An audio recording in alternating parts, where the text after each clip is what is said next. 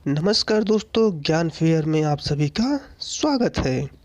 आज के इस वीडियो पार्ट में हम लोग जीके जीएस के महत्वपूर्ण प्रश्नों को सॉल्व करने वाले हैं, जो प्रश्न विभिन्न प्रतियोगी परीक्षाओं के लिए बहुपयोगी होगा। इस सीरीज में हम लोग डेली 50 प्रश्न को सॉल्व करने वाले हैं। जो भी प्रश्न होंगे वो वन लाइनर के बेस पे होंगे, ठीक। तो अगर वीडियो आपको पसंद आए तो प्लीज़ चैनल को सब्सक्राइब कर दीजिएगा, वीडियो को लाइक और शेयर जरूर कर दीजिएगा, ठीक। चलते हम लोग अपने क्वेश्चन पे आगे। पहला क्वेश्चन है हमारा, विश्व जल दिवस मनाया जाता है। अर्थात विश्व जल दिवस कब मनाया जाता है?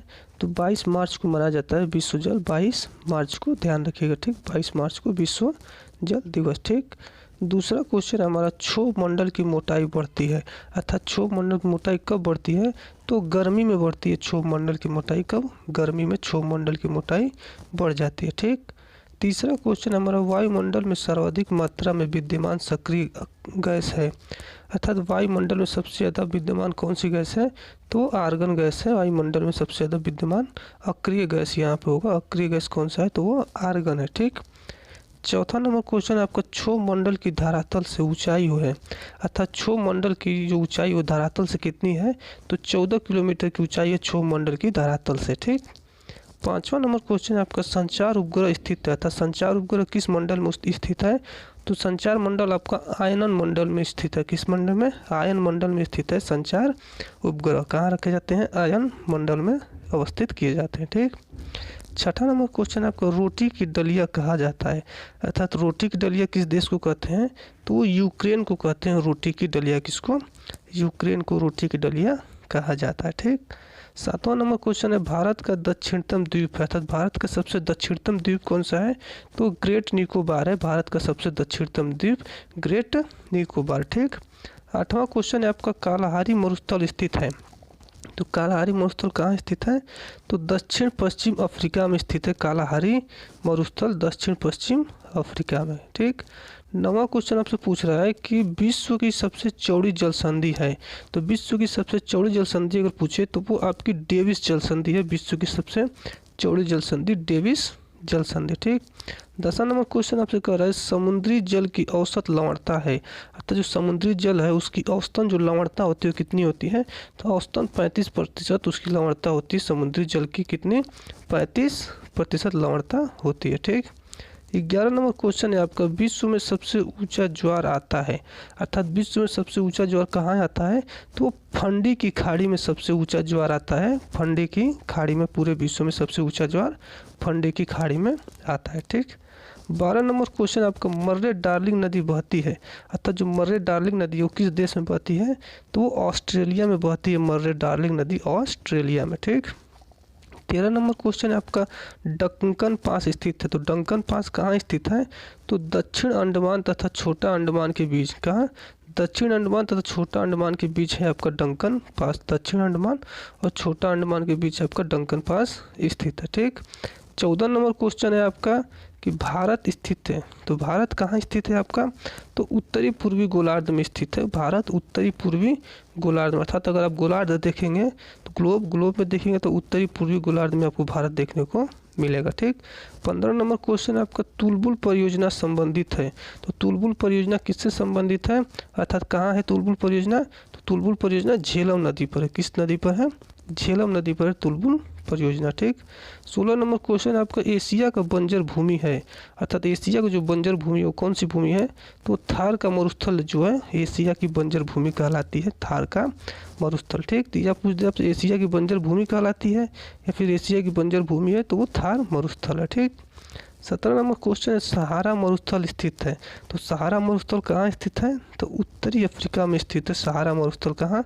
उत्तरी अफ्रीका में सहारा मरुस्थल स्थित है। कहाँ? उत्तरी अफ्रीका में, ठीक। 18 नंबर क्वेश्चन है आपका, पारा उत्पादन में अग्रणी देश है। अर्थात पारा के उत्पादन में सबसे आगे कौन सा देश है?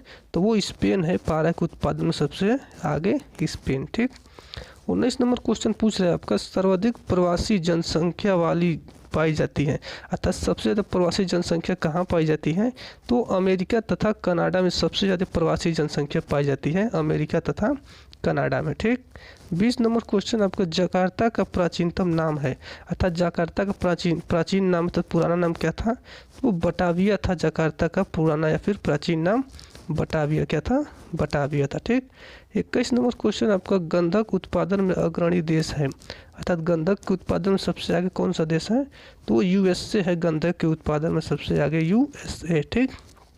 22 नंबर क्वेश्चन आपका, विश्व का सबसे बड़ा मोटर वाहन केंद्र स्थित है। अर्थात विश्व का सबसे बड़ा मोटर वाहन केंद्र कहाँ स्थित है? तो वो डेट्रॉयट में स्थित है। जो सबसे बड़ा मोटर वाहन केंद्र कहाँ? डेट्रॉय में। डेट्रॉय कहाँ है? तो उत्तरी अमेरिका में है डेट्रॉय। वहाँ विश्व का सबसे बड़ा मोटर वाहन केंद्र स्थित है। ठीक। 23 नंबर क्वेश्चन आपका, दक्षिण अमेरिका में वृक्ष रहित घास के मैदान कहलाता है। अर्थात जो दक्षिण अमेरिका में वृक्ष रहित घास का मैदान है वो क्या कहलाता है? तो पम्पास घास का मैदान कहलाता है। वृक्ष रहित घास का मैदान कहाँ का? दक्षिण अमेरिका का वृक्ष रहित घास का मैदान पम्पास घास का मैदान कहलाता है। ठीक। 24 नंबर क्वेश्चन आपका, प्रकृति की सुरक्षा वाल्व कहा जाता है। अर्थात प्रकृति की जो सुरक्षा वाल्व है किसे कहते हैं? तो वो ज्वालामुखी को कहते हैं, प्रकृति की सुरक्षा वाल्व ज्वालामुखी को। ठीक। 25 नंबर क्वेश्चन आपका, मीटीरियोलॉजी क्या? मीटीरियोलॉजी अध्ययन। अर्थात मीटीरियोलॉजी किसका अध्ययन है? तो मौसम का अध्ययन है मीटीरियोलॉजी। अर्थात मौसम के अध्ययन को क्या कहते हैं? तो मीटीरियोलॉजी कहते हैं, मौसम के अध्ययन को। ठीक। 26 नंबर क्वेश्चन आपका, विश्व का सबसे बड़ा नदी मुहाना अर्थात डेल्टा है। विश्व का सबसे बड़ा नदी मुहाना पूछे या सबसे बड़ा डेल्टा पूछे तो वो गंगा नदी का डेल्टा है। विश्व का सबसे बड़ी नदी मुहाना नदी डेल्टा गंगा नदी का डेल्टा। ठीक। 27 नंबर क्वेश्चन आपका, नियाग्रा जलप्रपात स्थित है। तो नियाग्रा जलप्रपात कहाँ स्थित है? तो यूएसए में स्थित है। नियाग्रा जलप्रपात यूएसए अमेरिका में नियाग्रा जलप्रपात स्थित है। ठीक। 28 नंबर क्वेश्चन आपका, ग्रेट बैरियर रीफ स्थित है। तो ग्रेट बैरियर रीफ कहाँ स्थित है? तो प्रशांत महासागर में स्थित है। ग्रेट बैरियर रीफ प्रशांत महासागर में। ठीक। 29 नंबर क्वेश्चन, मृत सागर अवस्थित है। तो मृत सागर कहाँ स्थित है?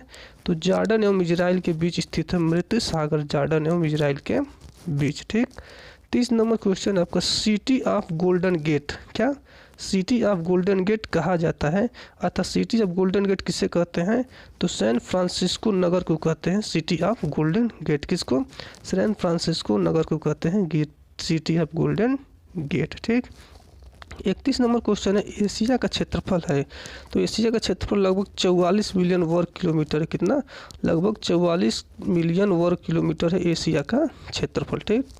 32 नंबर क्वेश्चन आपका, विषुवत रेखा पर एक दिन की अवधि होती है। अर्थात जो विषुवत रेखा है उस पर एक दिन की अवधि कितने घंटे की होती है? तो 12 घंटे की अवधि होती है एक दिन की विषुवत रेखा पर। कितने घंटे? 12 घंटे की। ठीक।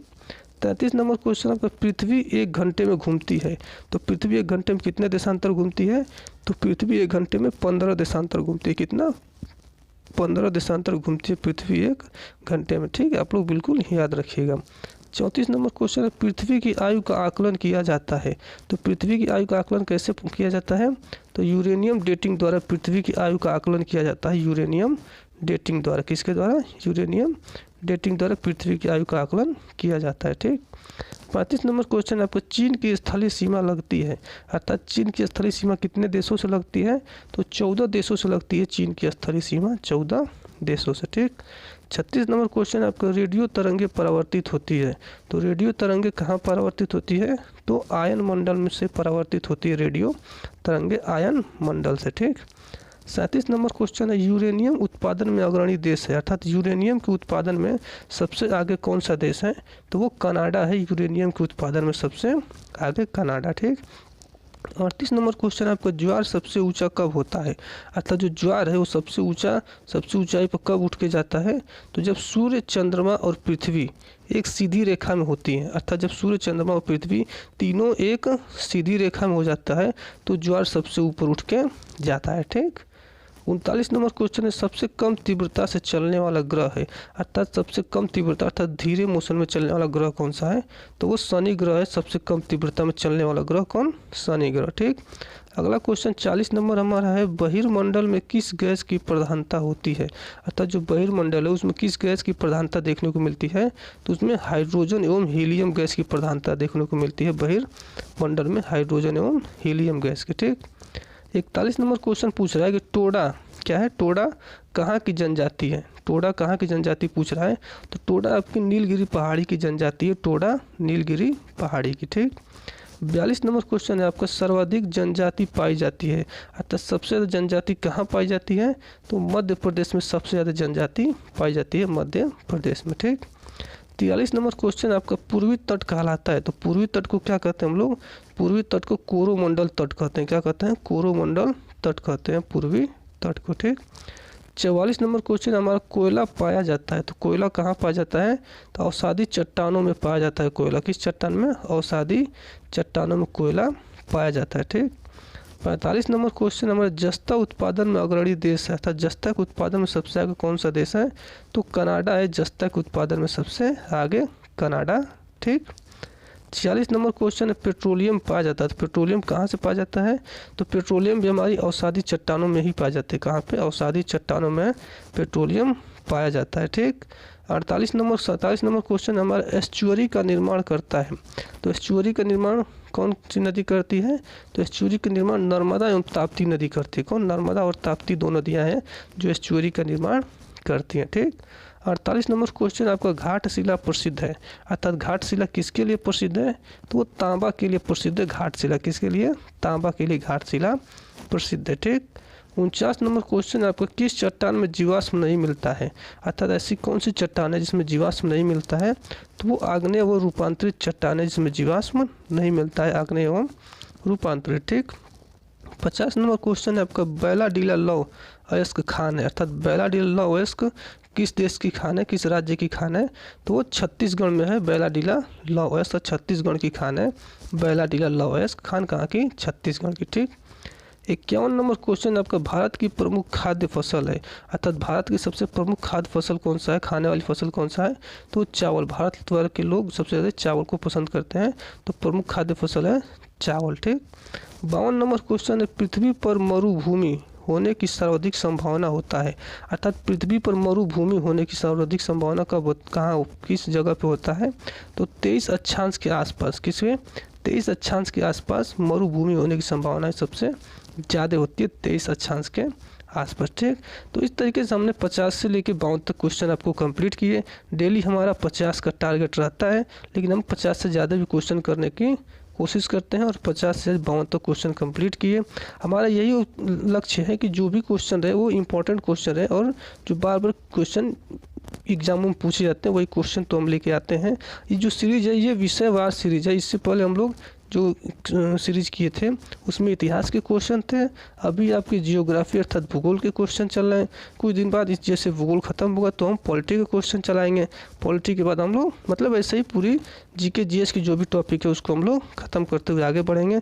आप लोगों को क्या करना है, आप लोग अगर वीडियो पसंद आ गई हो तो उसको लाइक कर देना है, किसी को भेजना चाहें तो शेयर कर दीजिए, चैनल पर नए हैं तो क्या कर दीजिए, सब्सक्राइब कर दीजिए। ठीक। और अगर आपको इस वीडियो की PDF चाहिए तो PDF आपको टेलीग्राम पर उपलब्ध मिलेगी। टेलीग्राम का लिंक नीचे डिस्क्रिप्शन में दे रखा है, आप वहां से जाकर टेलीग्राम को ज्वाइन कर लीजिए और PDF डाउनलोड कर सकते हैं। ठीक। फिलहाल आज के लिए इतना ही, धन्यवाद।